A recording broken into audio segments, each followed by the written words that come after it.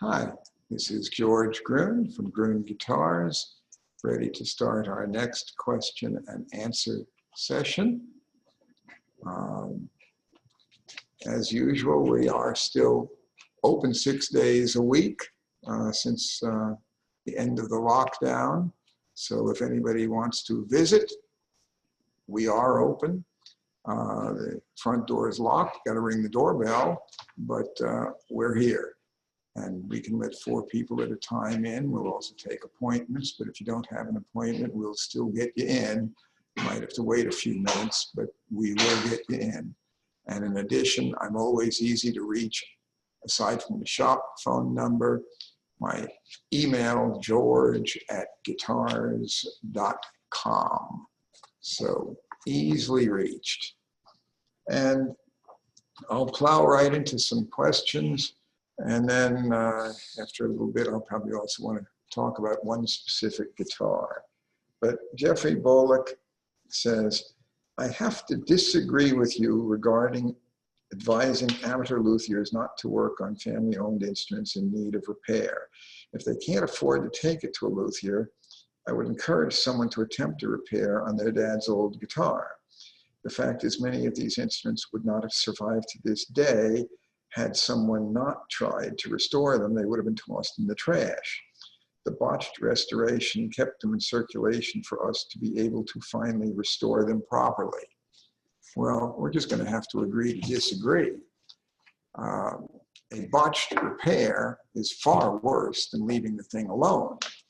You know, if somebody is stupid enough to take an instrument that's worth potentially thousands of dollars and throw it in the trash, I don't have a remedy for stupid. But if you can't fix it right, if you simply loosen the strings and keep it at a sensible temperature and humidity, there is no reason to think that that guitar can't wait to be restored properly by somebody who knows how to do it.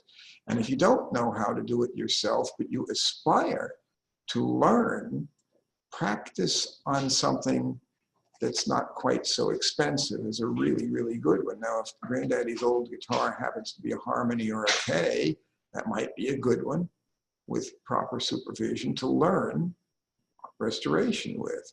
But if it happens to be a pre-World War II Martin D28 or a D45, it might be worth $300,000. You know, maybe that's not the one to learn on. And if you're smart enough to know that it has value, then you're smart enough to not toss it in the trash. If you're dumb enough to toss one in the trash that has great value, well, as I said, I can't prevent people from being stupid. But botched repairs frequently totally destroy instruments. So we have seen plenty of instruments that were horrendously just totally trashed by people who didn't know what they were doing and made it absolutely impossible to restore later to anything remotely near what they could have been. They've taken sometimes very simple repairs and turned it into a total disaster. So if you don't know how, you can wait. It's just like do-it-yourself appendectomies or brain surgery on your kid. If you don't know how, that's not necessarily a good idea. But with a person or an animal that's sick or injured, you may have to treat it right away. Whereas with a guitar, you just loosen the strings, keep it at the right temperature and humidity, and it can sit for the next 50 to 100 years until somebody figures out how to fix it properly. Terry, I have a made in Japan Fender Stratocaster. Does not indicate Squire anywhere on the instrument. However, it is clearly identified as made in Japan on the back of the neck near the body, serial number E672170170. The guitar is very well built. Attention to detail is good. Any information? Well, that serial number on the peg head in conjunction with Made in Japan logo on the neck near the rear indicates it was made in the Fender Japan, actually Fuji Gengaki, during the period 84 through 87. But if it's a standard Stratocaster model, that further narrows the production down to between 85 and 87. And they were available in red, black, or white body finish. And current market value is about $700. And they were actually quite well made. Sometimes it doesn't make as much difference as you might think, whether an instrument's made in the US or Japan. When you have a lot of handwork involved, the USA is certainly better, and generally USA does bring more money. But on some models, I'd have to say that the USA instrument might be made on a CNC, computer numeric controlled instrument, to cut the neck and body specs. And what they do is they get a Japanese-made CNC machine and put it on a boat and send it to California. And then they can put American wood into it with American specs as far as the programming of the machine, and it will spit out necks and bodies to within 1/1000th of an inch of specs that it is programmed for. And if you put the same type of finish on it, it can be the same as whether it's made in Japan or in the US. If it's made in Japan, you leave the machine in Japan. You don't have to put it on a boat and send it to California, but you have to send American wood because the Japanese don't use their own wood. Their forests are national treasures. So a Japanese instrument and an American instrument made to the exact same specs, using the exact same wood, using the exact same finishing material, exact same pickups, would theoretically be virtually the same if you're doing it in that way. But typically, they use different wood or different pickups, different electronics. For example, the Mexican Fender guitars don't have the same electronics as the new ones from Corona. And custom shop may be different from standard factory. So you can have a great CNC machine, but you still have to use the same type of wood, the same type of finish, the same electronics to get the same result. But there are some plenty good instruments made in Japan today, and in Japan, labor costs the same now as it does in the USA, and everything else there costs more. So it's not cheap to make one there. Cheap instruments are made in Indonesia, China, Vietnam, not in the US, not in Japan, and Mexico is also cheaper labor than USA. Charlie, the 1960 Fender Deluxe has a different transformer than the Deluxe amps of the 50s. What are the differences from form, function, and tone perspective? Well, as with so many other things in life, there's seldom one variable, and in this case, the Fender Deluxe amp of the 50s versus the 60s has quite different specs. The wattage is different, the tubes are different. They're just simply not the same beast. The Blackface Deluxe has a 12AX7 preamp and a tube for both the normal and the vibrato channel. And again, they're two different amps, different wattage, different tubes arrangements, different speakers. So many things are different that you can't really directly compare. But for sure, would I rather have the 50s model? Yes, indeed, I would. Aside from the fact that it has tweed covering and looks neat, it is a very different beast. And it's not just a matter of one tube or one transformer. It's a different animal.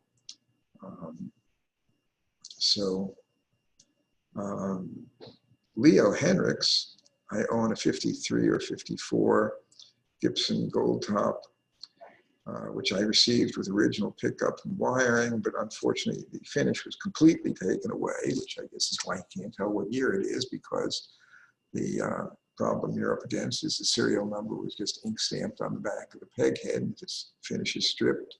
You can't tell the date, although a late 53 typically has a shallower neck set angle than a 54 model, even though they have the same stud-mounted wraparound bridge. So in that sense, you can probably figure the year. Also, you have some hope of dating a little more accurately with the codes on the tone and volume pots, but again, a 54 model could easily enough have tone and volume pots that were manufactured in 53. The date on the pots simply indicates that the guitar, if the parts are original, can't be older than the date stamp giving you the week and year of those component parts. But they certainly could use those parts on a guitar made months or even a year later. So far as what to do with it, if the finish has been stripped, we would certainly recommend that it be refinished. We would never recommend refinishing a guitar that has original finish, even if it's quite scratched up. But if the finish has been stripped, then we would recommend refinishing. And the value after refinishing will, to a large extent, depend on the quality of the refinishing work.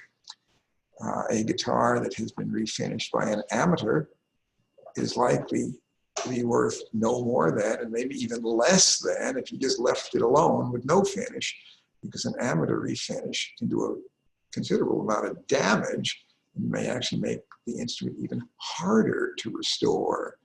A really good refinish by an expert can be expensive. If you take it to Tom Murphy, who does relic work for Gibson and also takes in some outside work, it's going to be an expensive job, but to some extent also, and using him as an example, but there are others as well, who can do fine quality work. There are some ex-Gibson employees who set up to do finish work on their own. Some of these guys do very fine factory quality finish work, and they may not charge as much as some others, but the point is they're not all equal. But if you do a really good refinish job, it will not be worth as much as a fully original example of the same year, but it will be worth a heck of a lot more and be a lot more attractive and will look pretty close to original if you have it done right. So that's what we would recommend. So Paul Warwick says, hello, any info on a 1910-ish Lion and Healy parlor guitar, specifically with a headstock mark of Aquila? That's one we need to see photos. And if anybody listening in has questions on a specific instrument, it is best if you will, along with your request, send front and back photos, because with photos, we can often tell more in 5 seconds than we could in 3 days on the phone. Photos can be worth a million words. And with photos, we can respond, and you can send that to george@guitars.com, and I can answer you direct as well as online or on air next week. I said I was going to show a guitar and tell time. Some people have asked me about what's my favorite guitar. And here's the 1929 Gibson L-5. This is identical in specs to the guitar made in 1929 that Maybelle Carter used on her recordings from 1929 until the day she died. Her guitar is in the Country Music Hall of Fame, and note this one has banjo tuners. If you look at the old photos of Maybelle Carter and the Carter family, you'll notice it looks like they airbrushed the tuners out. It looks like that. You don't see the tuner button sticking out in this view, but there they are. They only did this for a few months in 1929. Before that, they had 3-on-a-plate tuners, almost like on a classical guitar, but not a slotted peg head. The tuners were 3-on-a-plate, but they still were on a solid peg head with the shafts sticking up like this. And then by 30, they had independent, individual Grover tuners, but those weren't available yet in 29. So even the O.M. Martins in 29, they had banjo pegs. But this guitar looks relatively plain from the front. It has beautiful figured maple on the back. It's nice. It's on any Sunburst Les Paul. But this was an expensive guitar in its day, $275. In the mid-20s, to put that in perspective, the Gibson L-5 was $275, plus the case was extra. Model T Ford, it was $250 for a while. The Model T came out in 1908 at $900, but by the mid-20s, shortly before the model was discontinued, it was down to a mere $250. So anyway, this is a guitar I really like, and it suits me personally. Its value today is not near as much as a Sunburst Les Paul, which cost $265 new in '59. So this one in 1929 cost more dollars than a Sunburst Les Paul did in 1959. And by '59, needless to say, there'd been a good bit of inflation of price past 1929. But this would be an expensive guitar to reproduce. But this is a very rare instrument, and current market for this guitar now would be probably around $35,000. There are plenty of guitars that are more money, such as a Sunburst Les Paul. It could bring $350,000 or more for the right one. But this is more rare than a Sunburst Paul. Cost more money when it was new, especially inflation adjusted. And I personally like it, but then I really enjoyed Maybelle Carter's playing. And also Eddie Lang, father of modern jazz, had an L-5 similar to this. Maybelle pretty swiftly changed tuners because within a year hers had more modern tuners. And over the years it got refinished and refretted, and the tailpiece was changed and the tuners were changed. But she continued to use the same guitar, and it's a great instrument. But my fourth guitar that I ever owned was a 1924 Lohr signed L-5, and I wish I still had that one. But this one that I have now is just like Maybelle's, and actually in many ways I like the 29 better. The L-5 came out, really needed a little bit of debugging. In '24, the F5 mandolin was as good as it was ever going to get. They really had it perfected by the end of '22. But sometimes a new model may need a few tweaks before they really get as good as it could be. So the very first ones may be especially valuable to collectors, but from a player's point of view, sometimes the best ones may be a few years later when they figured out any bugs that were there and fixed it. Anyway, onward to another question. Kevin Wright, what is unique about a 1953 Martin D28 relative to other year models as it relates to the guitar's construction and sound and as an investment? Well, there's not a heck of a lot that I would have to say is unique about 1953 relative to, say, 52 versus 54 versus 55. But in the 50s, the D28 had ivoroid bindings, black and white line purfling around the top, had the checkerboard pattern on the back, had the rib back Clouson tuners, and ebony fingerboard and bridge, typically a citrus spruce top. A few in the 50s through the early 60s had Adirondack spruce, and those typically sound better. And that's something you can see because the color is a bit different. In Martin's records say Vermont spruce in tops, and Vermont spruce is basically red spruce or Adirondack spruce. But at any rate, I wouldn't say 1953 is totally unique, but it's a good year, and a really nice, clean one is a fine guitar. But is it equivalent to a good 1937? No. The 53 will have a 1 11/16 inch nut width. It will have a non-scalloped bracing, whereas a good 1937 has a 1 3/4 nut width and has lighter weight scalloped bracing. It's a more responsive guitar.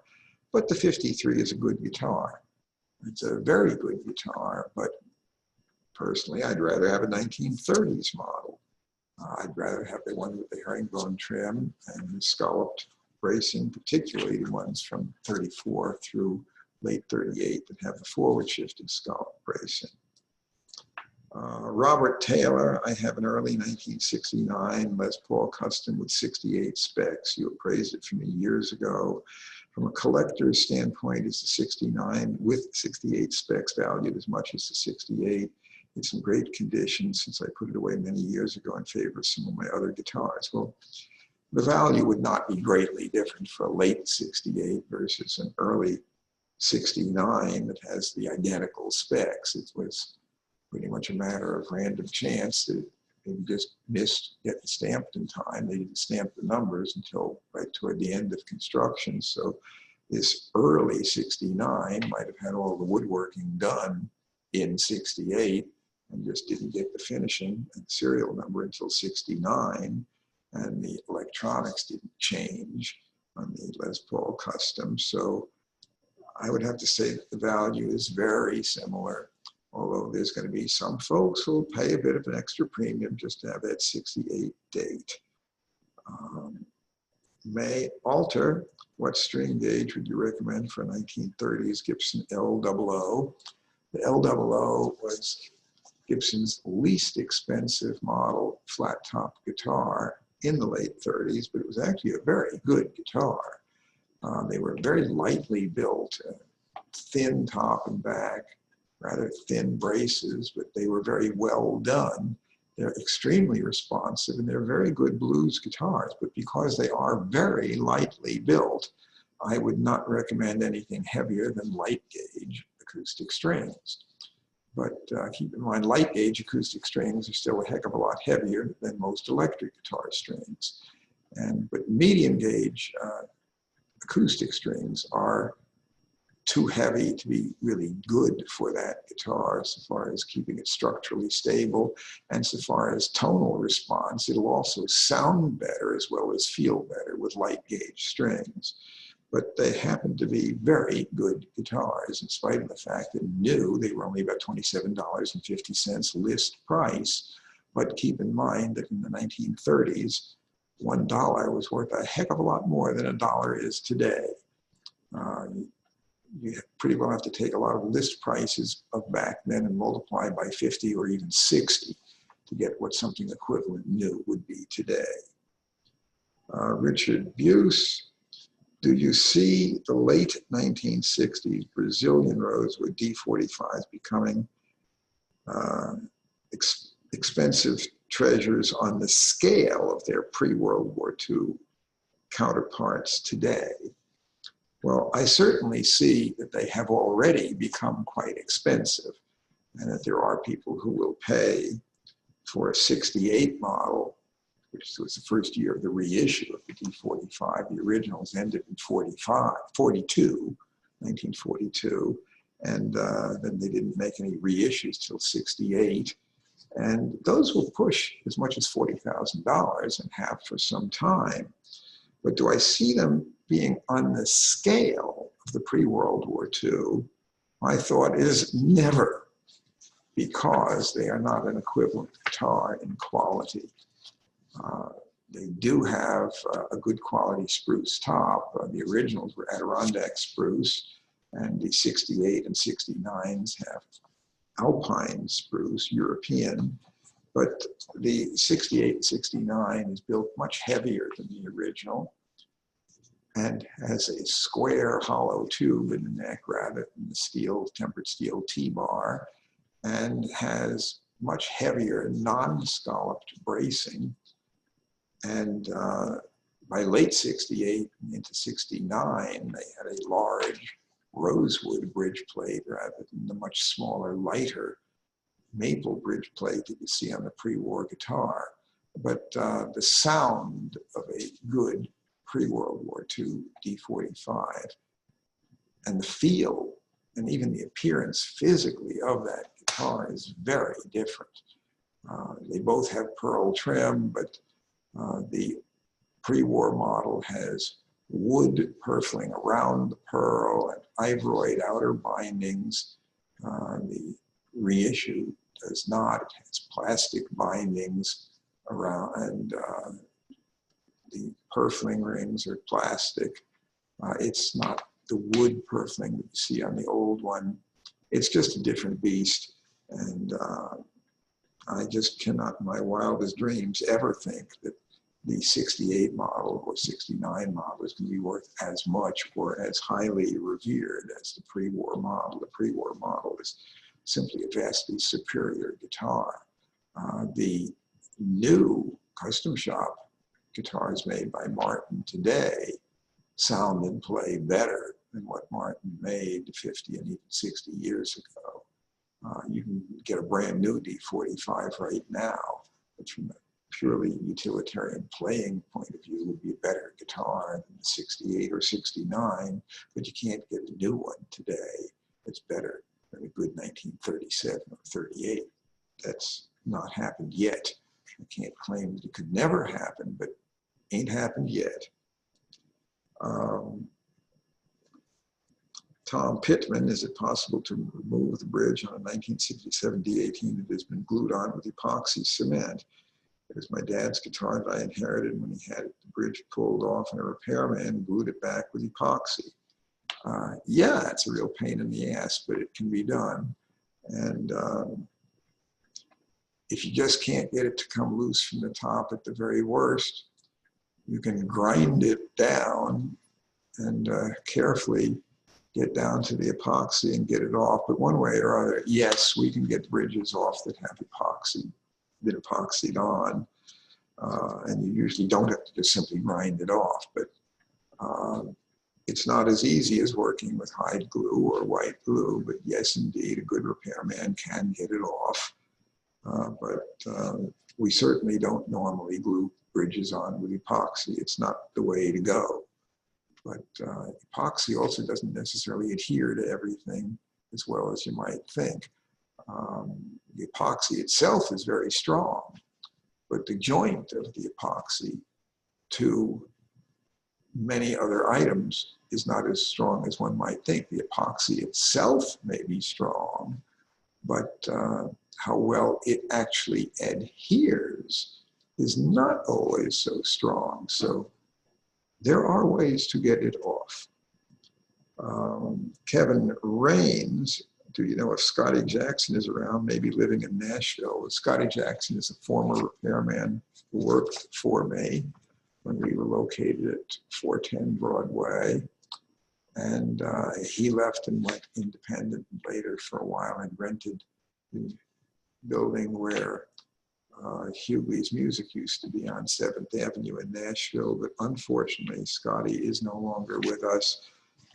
He's been dead, I think, for at least 20 years.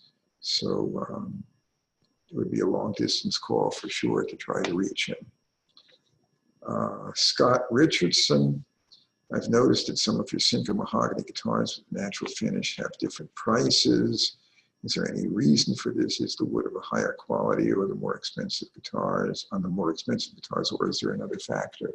And yes, we have some that we have super premium, very highly figured wood for the back and sides. And it's not only on some that are natural finish, it is natural or sunburst finish, that some have been built with extra premium wood. And we do charge a bit extra for that. But so far as sound and playability, does that highly figured grain translate into a predictably different sound? The answer is no. You can get straight grained, relatively plain looking mahogany that will sound just as good as highly figured mahogany. But there is a premium to be had for wood that is just wildly figured and a great conversation piece. But that is the explanation. James Leckinger, I'm curious about Martin archtops of the 30s and 40s. Were jazz musicians the target audience for these instruments? If so, then why were they so unpopular in that market segment? Yes, the jazz players were the target audience, but Martin did not choose to build them the way that Gibson, Epiphone, Ecological, Stromberg, or other makers did. Gibsons and Epiphones and all the other makers of good arch tops had carved tops and carved backs, and the fingerboards on the good ones were elevated off the top so that the entire top was more free to vibrate. Martin simply took what was basically a standard flat top guitar design, bridge, back, sides, and neck, and put an arch top on it, and then had a very steep neck set angle to handle that high arch on the top plus a high arch top guitar bridge. And they really didn't sound or feel or even look like a typical jazz guitar. And as a result, they really didn't sell very well. So they are rare, and they're rare because those people who looked at them were not favorably impressed. A lot of these have been converted over the years to flat top guitars, a new top, but that requires quite a bit of work engineering the neck set properly. You have to do quite a bit of cutting on the heel to get it to fit. Anyway, it's not an easy conversion. We recommend leaving them alone because they're worth more as a collectible the way they are. Then it doesn't add value to convert. It's hard to convert them properly. And when you're done, it's not worth any more than if you'd left it alone. Alex. Has Martin or anyone else ever studied the effect of time, aging, on guitars, tone, sound? Seems like a rigorous scientific analysis of the harmonic changes over time would be a fun project. It's a hard one to do. For one thing, if you want to study the effect on a particular guitar and to see how, say, 50 years of aging impacts tone, well, it will take you 50 years to do that project, to study that guitar. Now, you could compare new guitars that are built identically and then compare them to similar condition, not abused instruments. But the problem is that Martin or Gibson and other makers don't produce them exactly the same today as they did 50 years ago. And actually 50 years ago wouldn't even be a good example because 50 years ago was 1970. And those are some of the worst things that Martin, Gibson, or Fender ever made. But if we want to compare, say, Martins of the 1930s with the ones today, Martin doesn't make any that are truly exactly built the same, with the same wood, the exact finish formula, and aging the wood exactly the same amount before you assemble it. So we can say in general that instruments do mellow with playing and with age, and they do improve a bit in volume and tone. But if they aren't good on day one, I don't think they're likely to be good even 50 years later of playing. They'd improve, but they don't go from bad to great by just getting older or being played. In fact, there's plenty of evidence of new instruments made right now that sound extremely good right out of the box. And with as little as 1 week of hard playing, they open up dramatically. And then from there on, the differences are rather subtle. But the new Sinker mahogany Martins that we get custom shop are great when they're new. And plenty of other new Martins today are extremely good when they're new. Martin makes a lot of instruments in their custom shop, and their quality is uniformly fine. If you order the right specs, you get a really good instrument. And with truly as little as 1 week of hard playing, they open up dramatically. I also am old enough that I can remember very well what some of these instruments sounded like over 50 years ago, because I've been playing longer than that and even dealing longer than that. I've had the music store for 50.5 years, but I started collecting instruments in '63. And I can tell you that the old ones then were nowhere near as old as those same guitars are now. 1970, a 30-year-old guitar was made in 1940. But there was a dramatic difference in sound. But the fact is, the electric guitars of the 50s sounded great, the pre-CBS Fenders. The pre-CBS Fender amps also were great sounding when they were new. The amps don't age as gracefully as the guitars do. Amps, if anything, diminish a bit in sound as they get older, whereas guitars get better. But the vintage instruments sounded absolutely incredible 50 and 60 years ago. Whereas new ones today, I think, start out not being truly equivalent, but again, it depends which luthier you're talking about. Some individual craftsmen like John Mandolin make great archtops, but he charges a lot of money for it. Mandolin gets $50,000 as a starting price. We won't build anything for under that, and some of them go even more. But I can still say things like my 1929 L-5 that I showed for a couple of minutes earlier today is a wonderful sounding guitar that I happen to love dearly. Anyway, the scientific explanation is going to be, analysis is going to be hard to do. And I have yet to see any analysis on guitars that gives a definitive example. More work has been done on violins, but even there, each maker's work is different, as different or more so than a handwritten signature. And there are graphologists, people who analyze signatures and can tell a great deal as far as who did it and all sorts of things about them. I'll just say that instruments that are really, really good start out good and improve and mellow a bit. But if they didn't start out really good, they don't get good just by sitting there getting older. Lowell Reed says, I have a 1971 Martin D35, but I love anything special about that year or model.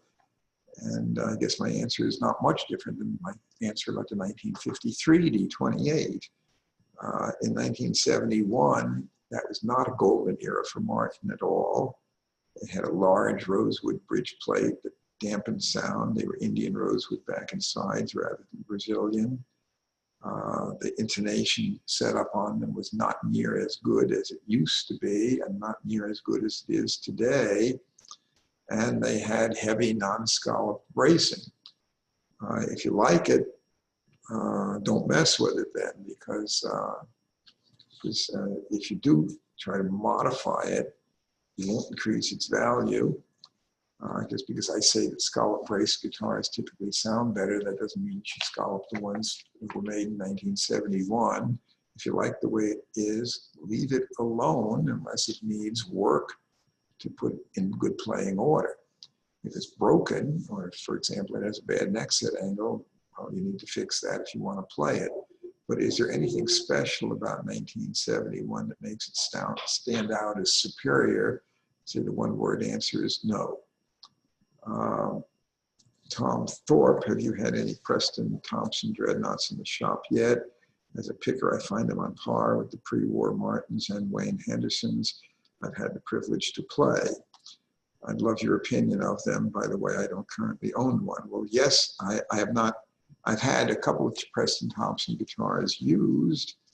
I had the opportunity to get a dealership for them, and I did not do so, not because I don't think they're good, but because I have a very extensive selection of Martins, and I feel that the U Martin custom shop guitars are on par with Preston Thompson. And do I feel that they are on par, a Preston Thompson with a good 1937 or 38 model? The answer is no. And if the Preston Thompson you've heard is on par with pre-war Martins that you have had the privilege to play, I'll say you haven't had the privilege to play the right ones yet.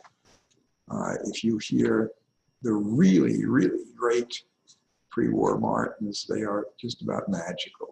We just sold in 1931 0028. That was an absolutely amazing guitar that I can't claim that I've ever heard a new 00 Martin as good as the one we just sold. It was made in 31. But Preston Thompson makes a very good guitar. But they have not beaten pre-war Martins. They may well be on par with Wayne Henderson. And the Preston Thompsons can be on par with some Martins of the 1940s. So I will say that they can be on par with some herringbone D28s from the 40s, because Martin made herringbone D28s through the first work order batch of 47. Very, very, very few in 47, one batch. But so far as 1930s, especially before late 38 when they had the forward shifted scallop bracing, no, I don't think that Preston Thompson's beat or equaled that yet. And I haven't heard anybody else who's made one that, in my opinion, sounds quite like that. Those things are absolutely magical. But do makers such as Preston Thompson, Wayne Henderson, Santa Cruz make some very good guitars today? The answer is yes, they do. They're good. But for that matter, so is brand new Martins made in a custom shop. They make some extremely good guitars. But has anybody yet made one that, to my ear, sounds like a good 34 through late 38 Dreadnought Martin? I haven't heard it yet. I'm not going to claim that every single Martin of that period sounds good, but usually if it doesn't, there's a reason why. Often enough it's botched repair or improper maintenance. But those old Martins have a reputation for a reason. But there's very, very few of that period. Because we're talking about a period of less than 10 years. The Dreadnoughts is basically the beginning of 1934 through about October of 38.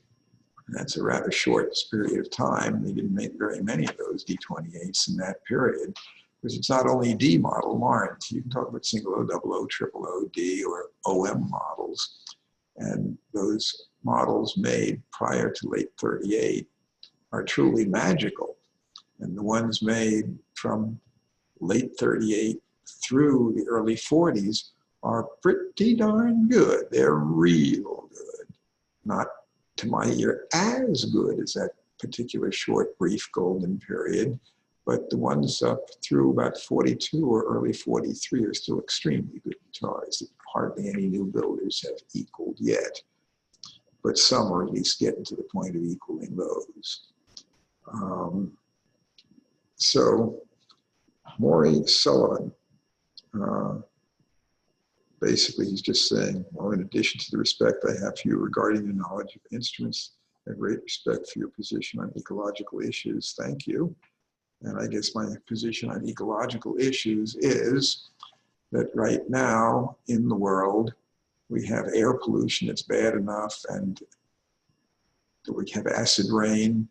And aside from acid rain, it's raining mercury too. It's polluting. The topsoil in most agricultural areas of the world is half the thickness it was when I was born. I'll be 75 in August. The aquifers in many of the agricultural areas of the world are about 70% drained since I was born. It means they could be 90% drained by the time I'm gone. Tough luck for the next generations. Our antibiotics aren't working the way they used to. The bacteria are getting resistant to them. The oceans are turning acidic. If it drops another couple of points pH, there'll be no vertebrate life left in the oceans, and the animals at the bottom of the Mariana Trench, 38,000 feet down, are dying from impacted plastic. And we're running out of clean fuel. If you can't eat, and you can't drink, and you can't breathe, your medicines don't work, you're running out of fuel, it's going to mess up the guitar market. So that, in a nutshell, is my position on the ecology.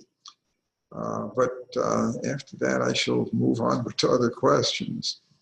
Buddy Black, I have an assortment of Trini Lopez guitars. One seems to be the first deluxe shipped, and the rest are standards. How do you see the market progressing for these guitars? How much difference do you see in the custom colors? Well, custom color examples certainly bring more money. In some cases, as much as twice as much.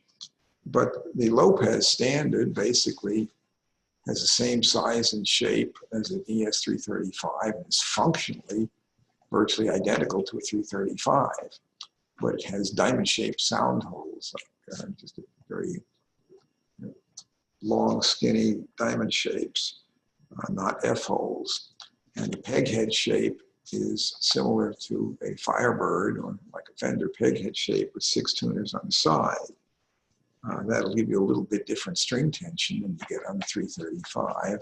But functionally, the Lopez standard is extremely similar to an ES335.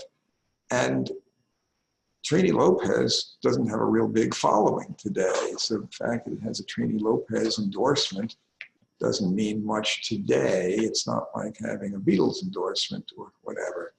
Trini Lopez was more noted as a singer than as a great player. But the Trini Lopez Deluxe has a body that's a thicker body with pointed horns, same shape as the Barney Kessel double cutaway Gibson. And it's a much rarer guitar, and it will bring a bit more money than the standard.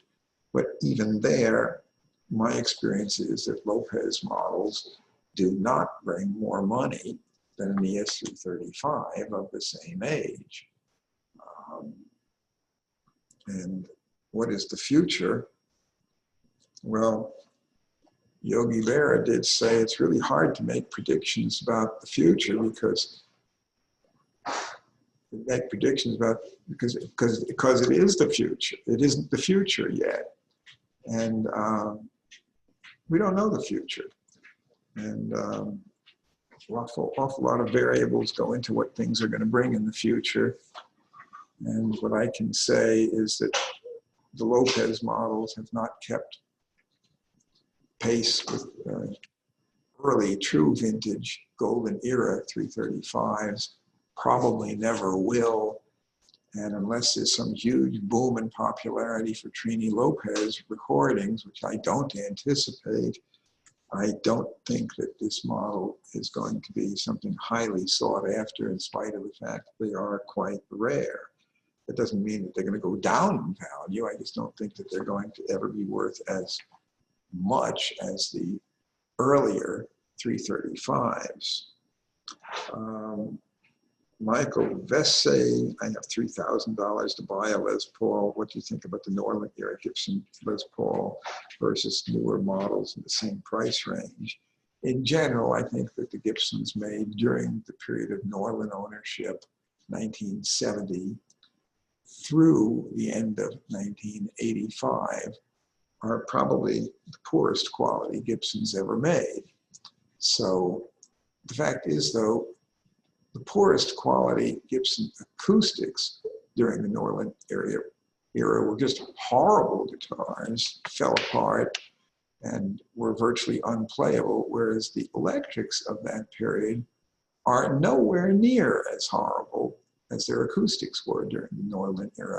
There are still some Gibson Les Pauls made during the Norlin period that are quite playable.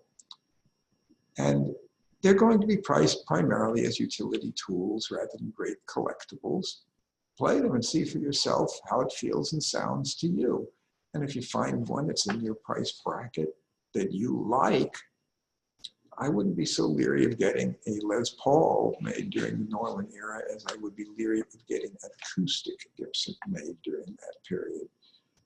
Because the Norlin period electrics, if they're well set up, if it looks good, sounds good, feels good, and is priced affordably, I don't see any real reason not to buy that. Mike Donahue, what is your opinion of lace sensors, which came stock on my 1990 Telecaster?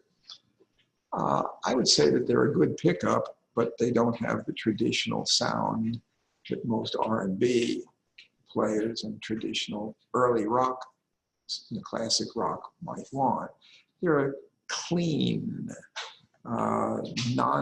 relatively non-distorting type pickup. If you want to use just R&B players like a degree of distortion, at least controllable, The lace sensor is clearer. In some ways, the lace sensor reminds me a little bit of the sound of EMG pickups, which if you're playing with a lot of pedals, other effects where you're running things through various effects, rack-mounted pedals, whatever, you want a low signal to noise ratio. You want lots of signal but low noise. And the more things you run it through, each thing you run it through, that background hiss gets more and more and more. So EMG pickups, to me, sound rather soulless and technopop, but when you run them through the right effects, all of a sudden, they work great. And I think lace pickups are a bit like that. They may not have a lot of soul unless you run them through effects, but if you run them through effects, you can run them through more, and you can build up a signal that may work for you if that's your style and you like to have a whole big pedal board of various effects and you run it through multiple effects at once. The more you build one on top of another, the more you may appreciate a low noise ratio. So lace pickups are good, but they're not traditional sound. And again, if you're running through a bunch of pedals, you're probably not looking for traditional sound, so the pickup may suit you just fine. We have a question from Fred Griffin. What can you tell me about an SS Stewart made in 1923 by Martin? Well, there aren't very many of them, but there were a few. Martin built guitars for a wide variety of other companies during the Depression and even before. And if they had a customer willing to pay money, they'd do it. And Stewart, SS Stewart himself, was a banjo maker in Philadelphia, but he died in the very early 1900s. By 1923, the brand name had been sold to B&J wholesalers in New York. And they did order some guitars from Martin and put their own SS Stewart labels in them.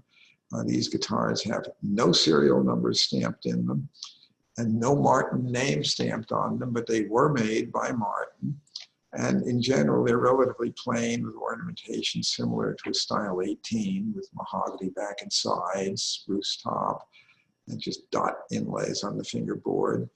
They also did a few of the SS Stewart label instruments that were just a quarter size, not much bigger than a large ukulele.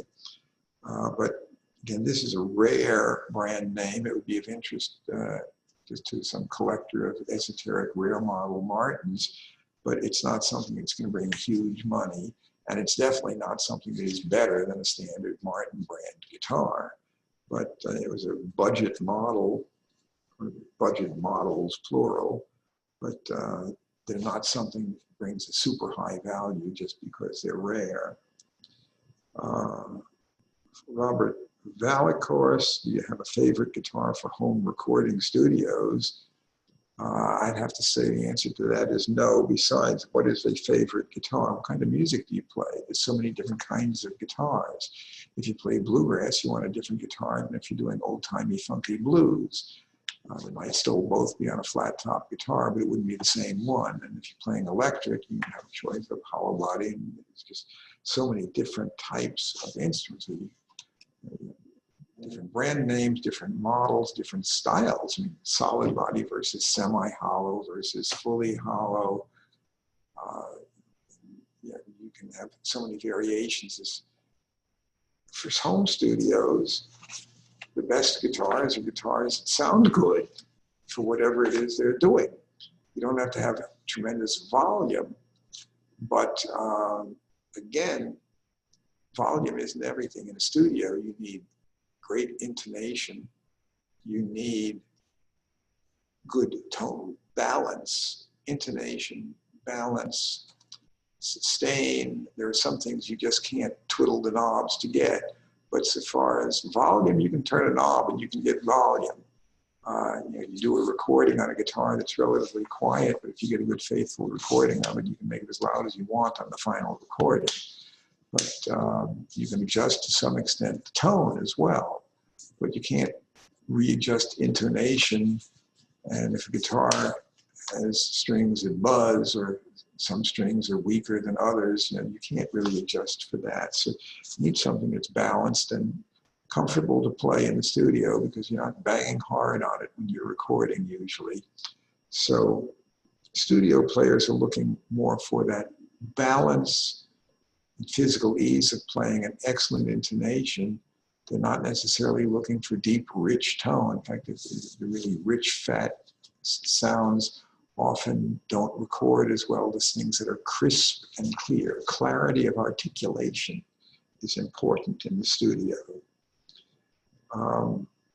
Ken Waltham, what do you think of the current market value for Gibson F4 mandolins? Does a Vierzy tone producer in an F4 increase its value? Will the Lohr period F5s always be worth more than the post-Lohr period? Lloyd Lohr was Gibson's acoustic engineer and signed the Style 5 master models from 22 through late 24. And I believe those will always bring more money than any of the others. F4 mandolins cost less than the F5, and they were not signed by Lohr. They have an oval sound hole and just one small transverse brace rather than the two tone bars you see on an F5. They currently bring less money than it would cost to make a nice replica, because building a replica of an F4 would cost not much less than building a replica of an F5. And a good F5, a Lohr period, will bring over $100,000. At their peak, they were bringing over $200,000, but they're not, this isn't the peak. The peak was early '07. And today, economic crash and the aging of baby boomers and numerous other factors have gotten it to the point where F4s are bringing, and F5s, less money than they did by early 2007.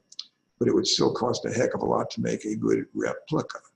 And so far as the Vierzy tone producer, that's a sound resonator disc inside the body, a wooden resonator disc that Lohr endorsed, and it cost $15 extra as an option in 1924. $15 back then was a lot of money. Like we mentioned earlier in this program, the L-00 Gibson in the 30s was $27.50 wholesale. And some of the Kalamazoo brand Gibson guitars cost under $10. So the little Vierzy disc at $15 was a very expensive option in those days.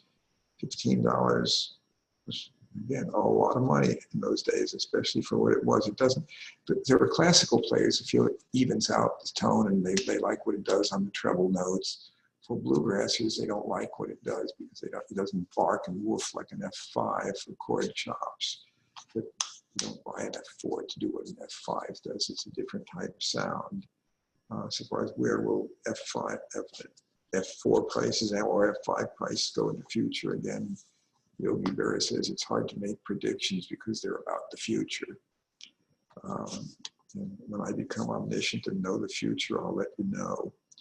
And on that note, Jeb Martin says, I would like you to talk about late 1920s Martin OOs and triple O's and how much they will be worth in the future. And Yogi said it. It's hard to make predictions because that's about the future. But I can tell you, the late 20s, 28 is when Martin thickened the tops a bit to give it a better steel string stability as well as tone.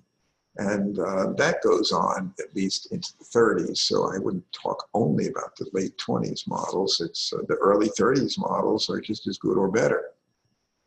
I mentioned in 1931, 0028 we just shipped out. It's a wonderful guitar. And I can't tell you what they're going to be worth in the future on any of these things, other than I don't expect them to go down. But how much they'll go up depends on so many factors. The baby boomers, who were my best customers for a long time, are aging and no longer in the active acquisition phase of their life cycle.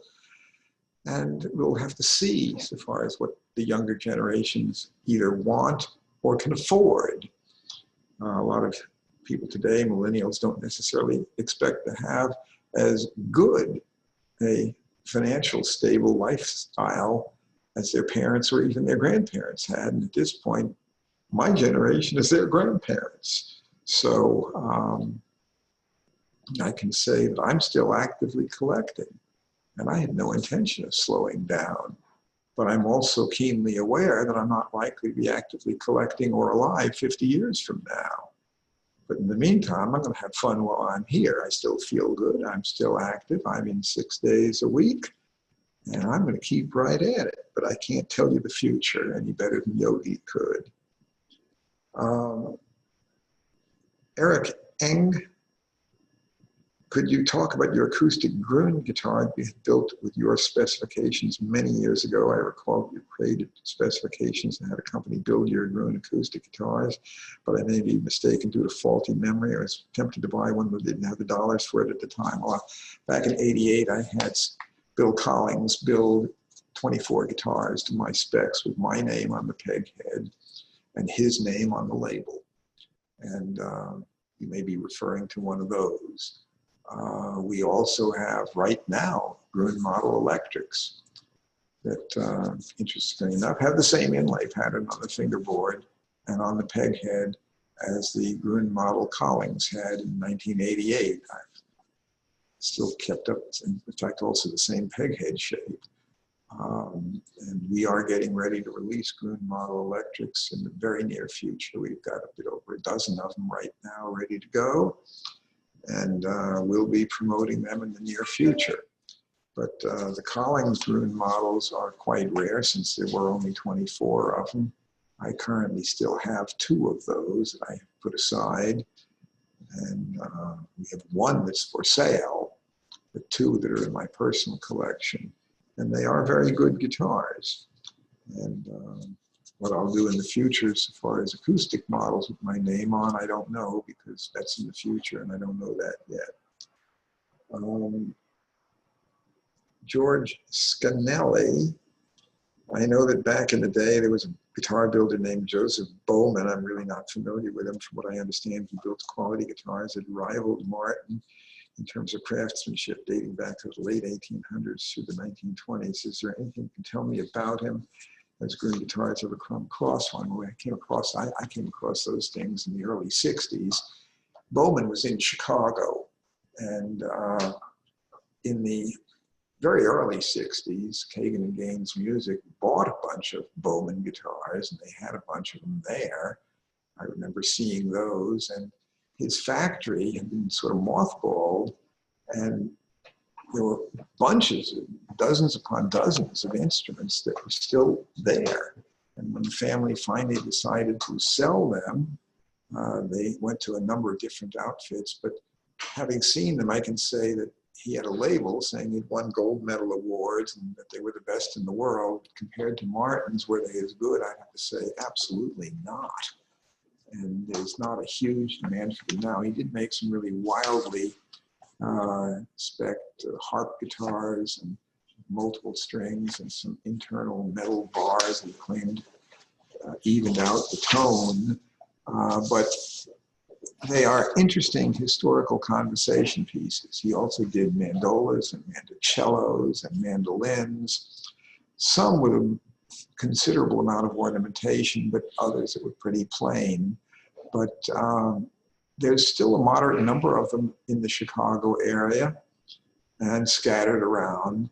But do we get super high prices for Bowmans? No.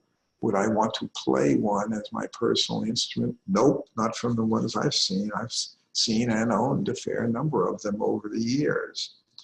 But they certainly do not, in my opinion, give old Martins or Gibsons a run for the money.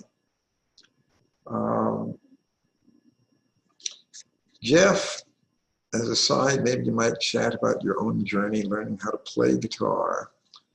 I started very late, and I've loved the journey, difficult as it may be, balancing learning and playing along with all the other items that come along with working, marriage to a lovely woman and 3 girls. So I decided I'd love to know what difficulties or joys you have had learning to play. Well, I have a brother, 3 years younger than me, started playing before I did. I had plenty of friends in high school and college who played, and the University of Chicago had an active folklore society. But my total earnings playing music from 1963 to the present has gotten up to a grand total of $49. And that includes things like being at a guitar show and sitting down with a guitar, playing a tune, but the case was open because somebody was showing me the guitar and somebody walked by and threw in a quarter. In one case it was a quarter, and another time I got $1. Another time, a show, somebody threw in a dime. Anyway, all of that together adds up, but inflation adjusted, the most I ever got paid was in 1965, and I'd only been playing for 2 years. And I was asked by the owner of the fret shop in Chicago, right near University of Chicago, walking distance, if I could fill in. His teacher, Carmi Simon, had a beginner class. Carmi was out sick, and they had 10 students. And could I come in and teach the beginner class, often $10, which in 1965, $10 would buy more than $100 would buy today. I skipped a class and I went and I taught. And the first thing I did was I asked the kids, well, you know, what have you been learning? And they showed me that from their last lesson, some pretty little arpeggios, finger picking that I didn't know how to do. I said, oh, that's really nice, but you know, have you any of you ever used a flat pick? Nope. I said, well, we're going to try something new today. And I handed every one of them a flat pick, showed them how to hold it, strum with it. And I said, have anybody, have you ever tried picking out a tune by ear? Oh, no, what's that? I said, well, we're going to do something. I'm going to show you how you can, knowing 3 chords, be able to pick out tunes by ear. And since my L-5 guitar is sitting right here, I can show you what I showed them. It can be done in about 1.5 minutes. Basically, here's what it gets down to. The key of C. It's pretty well the easiest one to play tunes for country style. You just play C, G7, F. You can do the relative minor as A minor, but that's it. All in the first position. And then you do alternating bass and strum.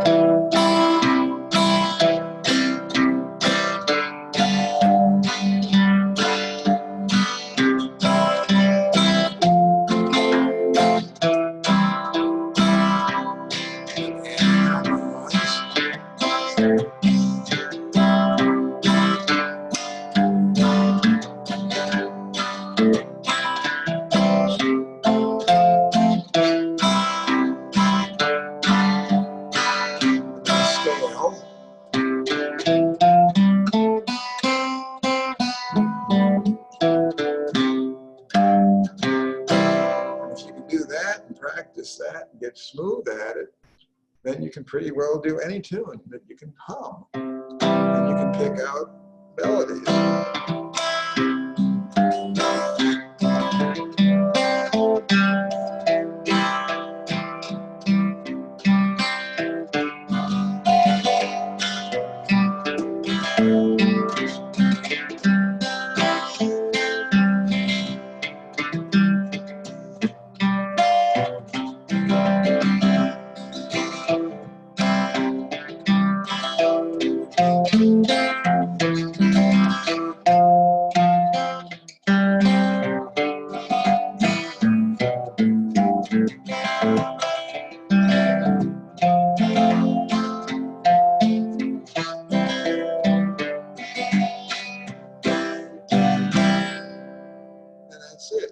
Basically, all it is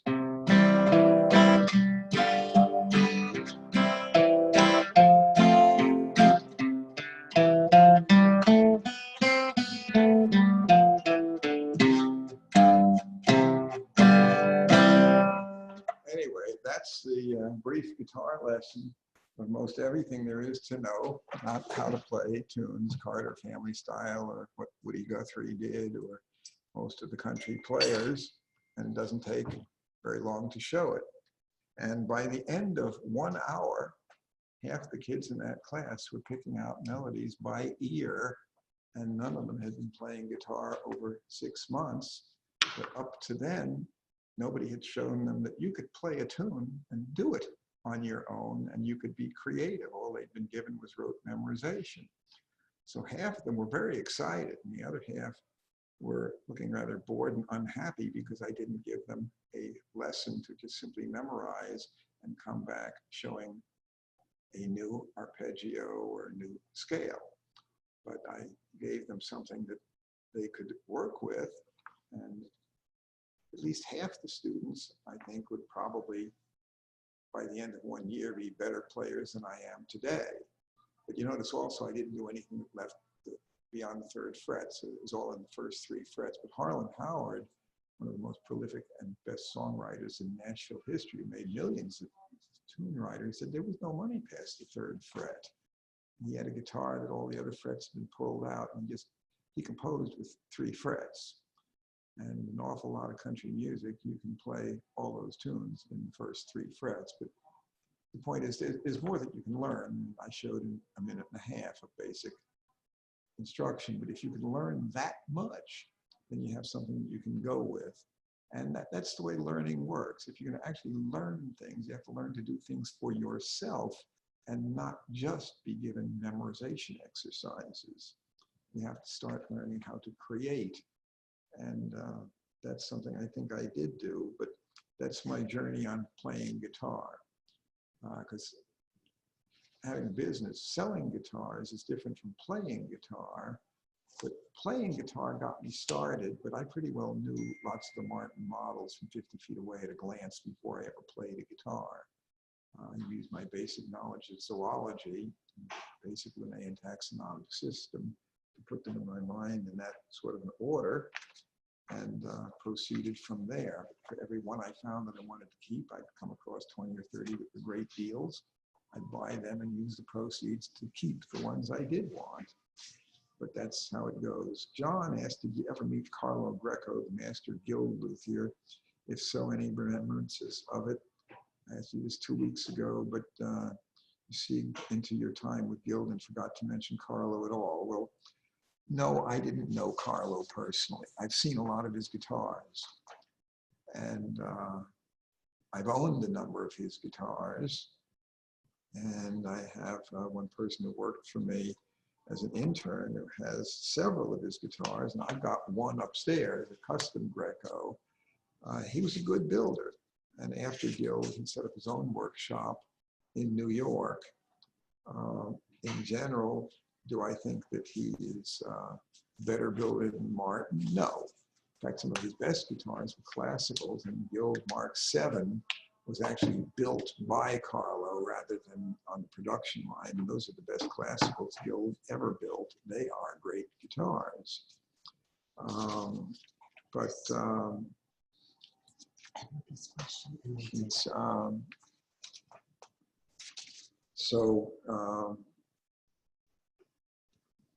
Dana Duplin asks, okay, on the guitar stuff, but who made you cool glasses? Love them.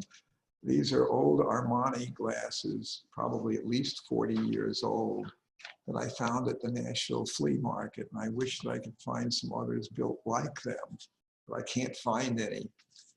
And when I got them, they were bifocal, and the prescription in them was so close to mine that I could have left them alone. But they were bifocal, and mine that I prefer are trifocal. So I had the lenses changed. In some ways, I wish I maybe had just left them alone, because I prefer glass lenses rather than optical glass, which weighs more. These are pretty big lenses, so they're a little heavy, but that doesn't bother me especially. But the fact is, they were so close to my prescription, I could have left them alone, but then I wouldn't wear them as much, because I really do like trifocals. But anyway, that's what these are, and unfortunately, no, you can't easily go out and get them. We are not going to have a webcast next week, July 3rd, because we're taking Friday off. So the store will, but we're taking Friday off so far as the cast, but the store will be open.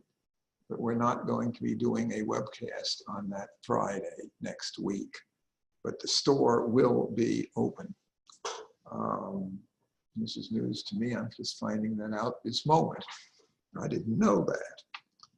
Learn something new every day. John Parsons. I saw that Kurt Cobain's 1959 D18E Martin sold for $6 million this week. This made me think that about Tony Rice's old Martin used to belong to Clarence White. If Tony wanted to sell it and he came to Gruhn's, what kind of value would you put on it? Would you advise him to go to an auction house instead? Have you ever played the Rice guitar yourself in the past? Any thoughts on it? Well, it's a 1934 D28, or at least it started out as that, but somebody enlarged the sound hole. It probably had a lot of wear right up to the middle purfling ring in the sound hole. Anyway, somebody probably took a pocket knife and just enlarged the sound hole out to that ring. And it does not have its original neck, and it's been very highly modified. And when Clarence had it, he didn't use it much because the action was horrible. Tony had it reworked considerably to make it usable. As to what it's worth, memorabilia is a tough market. A couple of years back, I had appraised the Kurt Cobain guitar for $1.4 million, which I thought was top buck at the time. And may well have been top buck at the time, but it's a crazy market, and nobody anticipated it was going to bring $6 million now, actually 6.1. Darned if I know what the Tony Rice guitar would bring. As a Martin, it's really kind of boogered. It does have a good neck on it, but it's not the original neck. It's highly, highly modified. Do I think that there's no good way to answer what it would bring? Memorabilia prices are highly, highly subjective, to say the very least. We're running out of time, but I will take one last question. William Clark, have you ever had any Bigsby electric Spanish guitars pass through the store? What is your opinion on their build quality and sonic qualities and value? I've only seen one for sale in the past. It was a guitar Paul Bigsby made for Billy Bryant and Billy Bird. Jimmy Bryant, Billy Bird, the dealer that had it, also had a 1958 Gibson Explorer for $75,000. There was no price on the Bigsby. Would it be safe to assume that the price on the Bigsby would still be worth north of the 58 Explorer? The answer to that is absolutely not. It would not be worth more. A good Gibson Explorer these days could bring $500,000 or more, and I've never seen any Bigsby bring that kind of money. I've had several of them, and I haven't sold any of them for over $50,000. The best one I had was a double neck that was a 6-string and an octave 6. It was built for Grady Martin and was used on a lot of his recordings. It brought $50,000, but that was quite a few years ago. The Bigsbys look like solid body guitars, but they are actually hollow and no sound holes and thin body. They're good guitars. Do I think his pickups sound as good as a PAF humbucker? And the answer is no, I don't. Do people buy them today to play? Not especially. They buy them to look at. He's historically a very important figure. He designed the first good usable tremolo system, Bigsby vibrato. He designed, and of course we can decide whether we're going to call it tremolo or vibrato, but it is a vibrato tailpiece. And he designed the first truly modern style pedal steel. The modern pedal steel is a Bigsby design, and all the pedal steels that came after that followed his basic design. There were pedal steels before by Gibson and Harlan brothers, but they didn't really work the same way. They didn't accomplish the same result, and it just wasn't the same animal. But Bigsby guitars typically are going to bring very considerably less than a Sunburst Les Paul, a Flying V, or an Explorer. But they are interesting, good guitars. They do sound good. But by modern standards, I'd have to say that there are plenty of guitars I'd rather play than a Bigsby. He was a one-man operation for building those. It was not a factory. It was just him alone. His prices started at around $500, which in the early 50s was a lot of money when you consider that even a Sunburst Les Paul, when new, was $265 without a case. But at any rate, that's what I can say. We're going to wrap it up for this week. I will obviously try to get to the questions I haven't answered yet in the next session. But next week, we're taking a week off from doing the broadcast. Have a good one.